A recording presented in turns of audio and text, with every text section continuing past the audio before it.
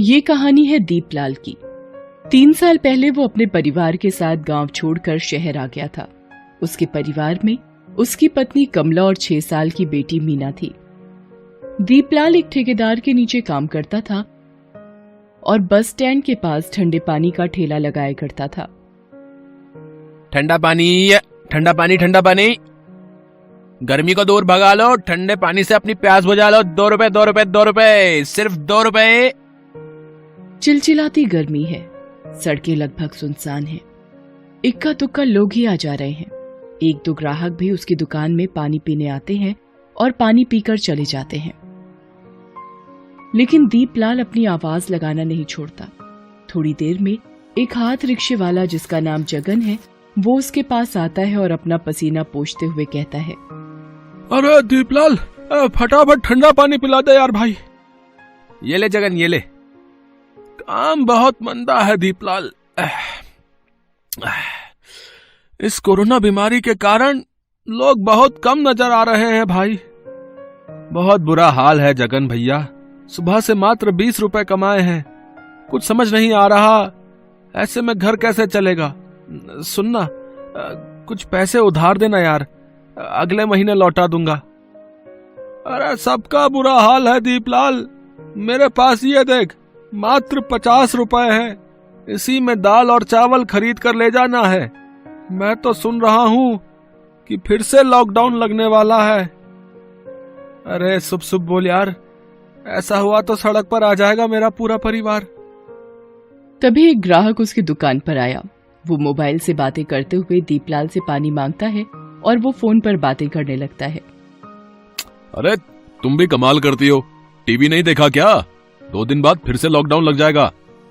तुम सारे जरूरी सामान की लिस्ट भेज दो, मैं शाम को सब लेता आऊंगा। दीपलाल ने जैसे ही ग्राहक के मुंह से लॉकडाउन की बात सुनी, उसका कलेजा मुंह को आ गया। ना तो घर में 2 दिन से अधिक का राशन था और ना ही इतने पैसे थे कि वो कुछ दिनों का राशन खरीद ले। शाम को जब वो घर लौटा तो उसने अपनी पत्नी से ये बात बताई। लॉकडाउन की बात सुनकर उसका चेहरा भी उतर गया। हे भगवान, फिर से लॉकडाउन, अब क्या करेंगे हम लोग? मेरी कुछ समझ में नहीं आ रहा कमला। हम गरीबों की भगवान वैसे ही हमेशा परीक्षा लेते रहते हैं। इस बीमारी ने तो लगता है हम गरीबों को भूखे मारने का सोच लिया है। रात को सोते वक्त दीपलाल फिर से अपनी पत्नी से बातें करता है। कमला, घर में खाने की चीजें लगभग खत्म हो गई हैं। लॉकडाउन के बाद तो काम भी ठप ही हो जाएगा। मैं सोचता हूँ हम सब गांव लौट चलते हैं। कम से कम वहां रिश्तेदार हैं, अपने जानने वाले लोग हैं, वो कुछ ना कुछ मदद तो करेंगे ही। और वैसे भी यहाँ भूखे मरने से अच्छा है कि अपने गांव में अपनों के बीच जाकर रहें। और अगर किस्मत में मौत ही लिखी होगी तो अपनों के बीच अपनी मिट्टी में जाकर मरेंगे। लेकिन जाएंगे कैसे? अपना गांव तो यहाँ है नहीं, पूरे 1500 किलोमीटर दूर है। टिकट के पैसे भी तो नहीं है अपने पास। अरे तू उसकी फिक्र मत कर, मैं कुछ ना कुछ जुगाड़ करता हूँ। दीपलाल अगले दिन ठेकेदार के पास गया।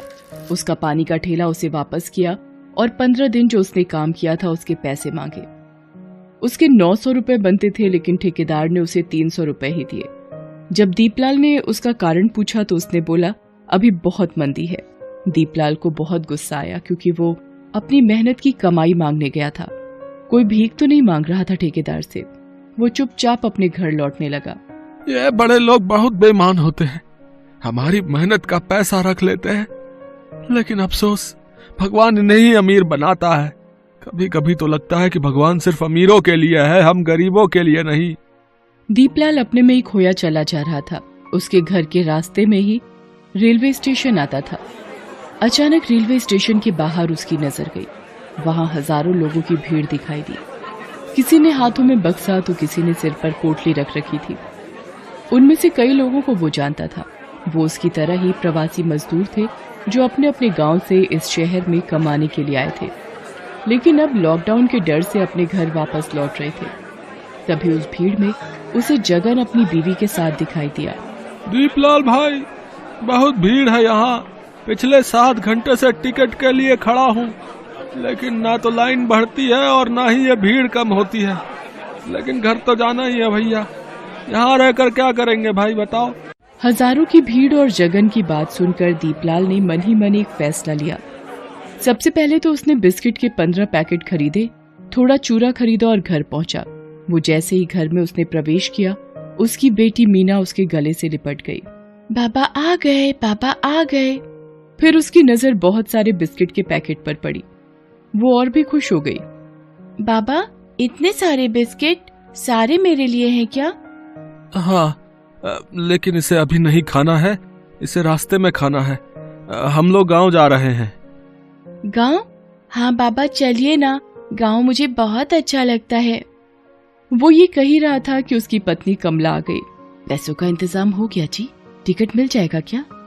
कमला, रेलवे स्टेशन, बस स्टैंड, यहाँ तक कि सड़कों पर हजारों की भीड़ खड़ी है जो हर पल बढ़ती ही जा रही है। सभी अपने घर वापस लौटना चाहते हैं।